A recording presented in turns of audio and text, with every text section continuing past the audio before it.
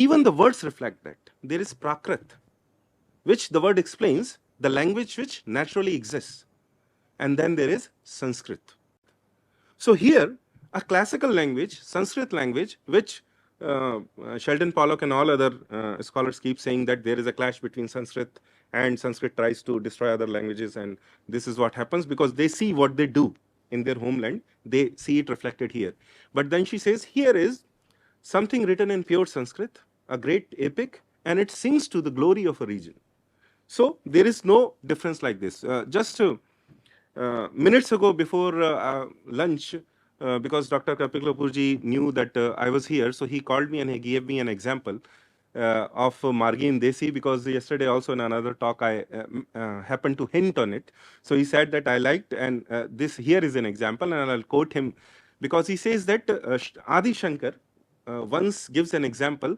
He watches water rushing by in a stream, and he sees that froth is coming out, and that froth is constantly being made and destroyed. And he sees universe and all the images and forms that we associated just like that. So it's a very beautiful metaphor in Vedanta. But then he sees that this is something that I read extremely late in Adi Shankar. But I have heard about this metaphor 100 times from villagers who are completely what we would call them illiterate or uneducated, who did not have the benefit of university education.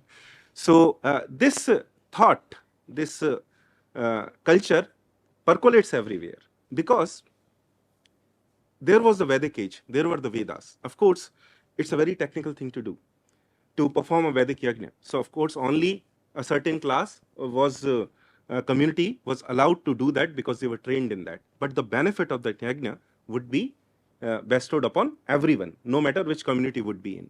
But then, when another era comes, when the need is felt that everyone should have some direct contact with divinity, then a series of attempts are made to take the knowledge of Vedas to everywhere.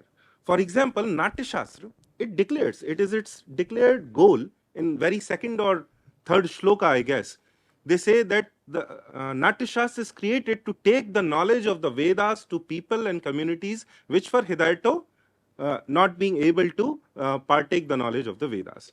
So here is Natya Shastra, it is also called as Pancham Ved. Now this very idea of Pancham Ved is where the Margiya and Desi come together, because it is a fluid idea. There is no one book which is called as Pancham Ved. So there is a signal that though the Vedas have everything, it is not impossible for knowledge to come outside from the Vedas. For Ayurveda is also called as Pancham Veda, Mahabharata is also called as Pancham Veda, and the very goal of Mahabharata is to, of course, take the knowledge of the Vedas to those who are hitherto not being able to directly partake it. So the monopoly is not on knowledge. There is no monopoly in knowledge. But of course, to say that everyone should be allowed to do something technical, that's a different debate. But this, because the great dharmic culture cannot be known by every single person in a certain community as big as ours until it is ensconced in stories told by roaming bards and taken to each and every corner of India, and being encoded in rituals, daily rituals that we are supposed to offer. And so the knowledge of dharma proceeds like this.